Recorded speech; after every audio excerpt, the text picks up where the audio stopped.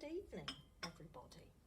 And I would like to share with you a book that I have had since I was a child, and it's even got my writing on there that I wrote on there when I was 7.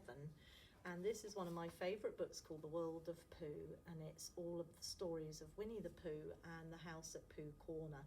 And I'd like to share you a little bit of this book for this night's bedtime story. And it's written with A.A. Milne, who's the author, is talking to Christopher Robin, the little boy, who you probably know, and he's explaining about one of the adventures that Winnie the Pooh gets up to. Once upon a time, a very long time ago, about last Friday, Winnie the Pooh lived in a forest all by himself under the name of Sanders. What does under the name mean? Asked Christopher Robin. It means he had the name over the door in gold letters and he lived under it. Winnie the Pooh wasn't quite sure, said Christopher Robin. Now I am, said a growly voice. Then I will go on, said I.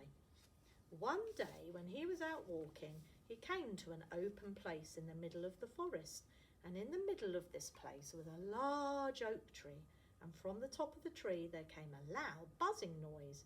Winnie the Pooh sat down at the foot of the tree, put his head between his paws and began to think.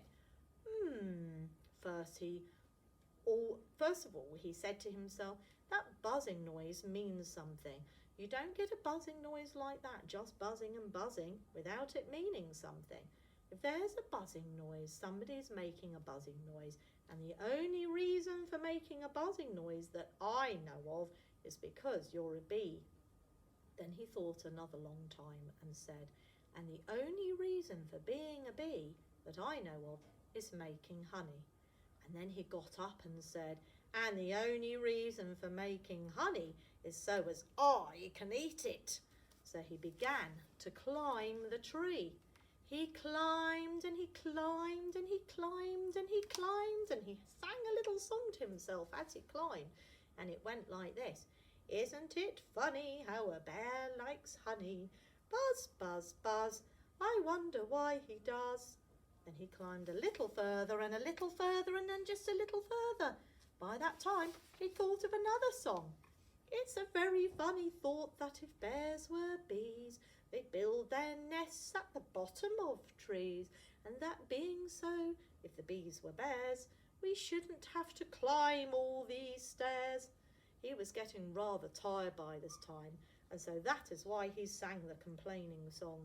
He was nearly there now, and if he just stood on that branch, crack!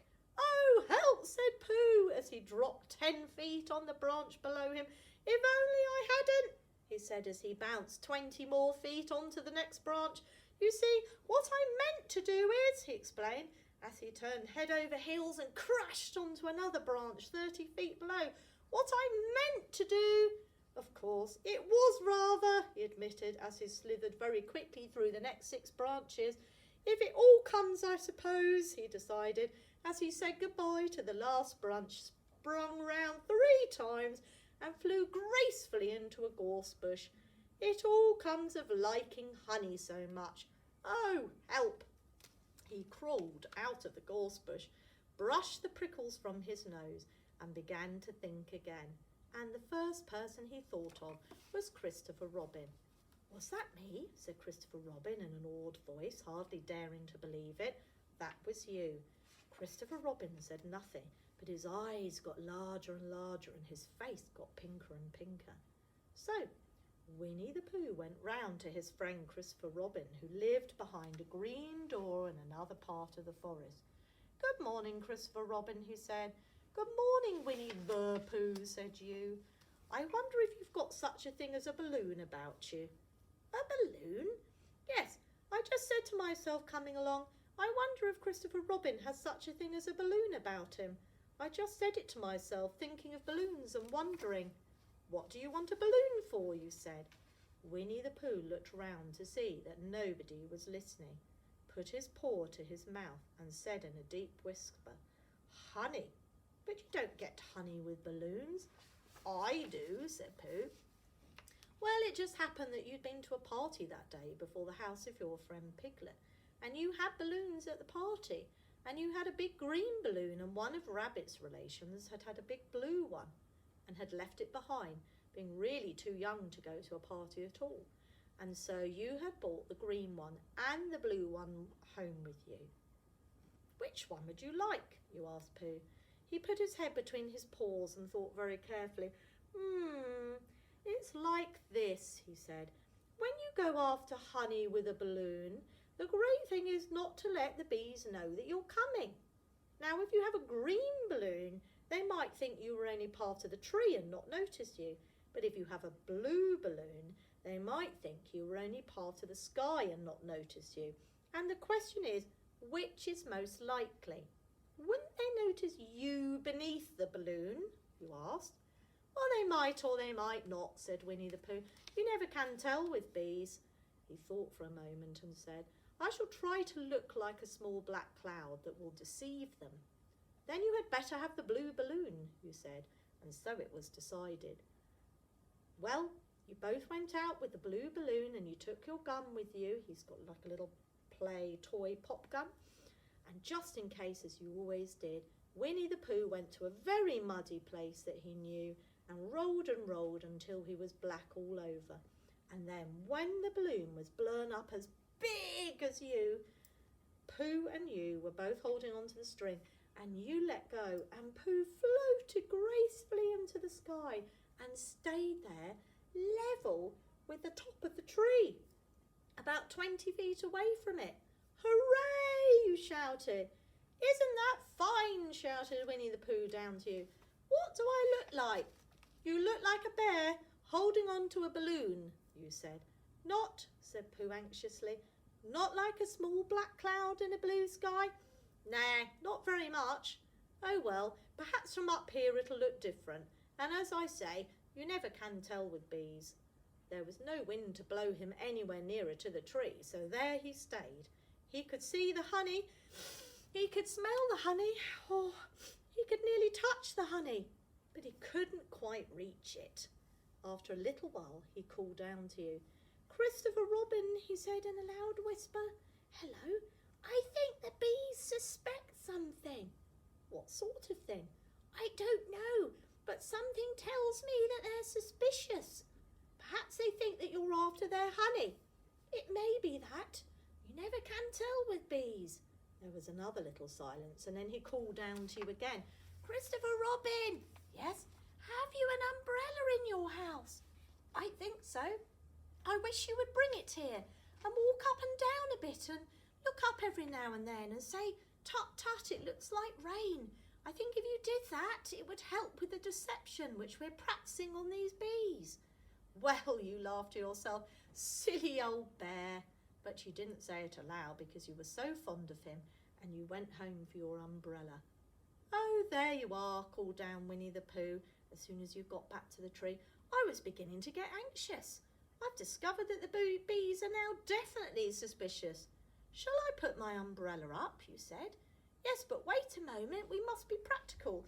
The important bee to deceive is the queen bee. Can you see which is the queen bee from down there? No. A pity. Well now, if you walk up and down with your umbrella saying, tut tut, it looks like rain, I shall do what I can by singing a little cloud song, such as a cloud might sing. Go. So while you walked up and down and wondered if it would rain, Winnie the Pooh sang his song. How sweet to be a cloud floating in the blue. Every little cloud always sings aloud. How sweet to be a cloud floating in the blue. It makes him very proud to be a little cloud. The bees were still buzzing as suspiciously as ever. Some of them indeed left their nests and flew all around the cloud as it began the second verse of his song, and one bee sat down on the nose of the cloud for a moment and then got up again. Christopher, ow, Robin, called out the cloud. Yes, I've just been thinking, and I have to come to a very important decision. I think these are the wrong sort of bees. Are they? Quite the wrong sort. So I should think they would make the wrong sort of money, honey even, shouldn't you? Would they? Yes, so I think I shall come down now. Oh, how?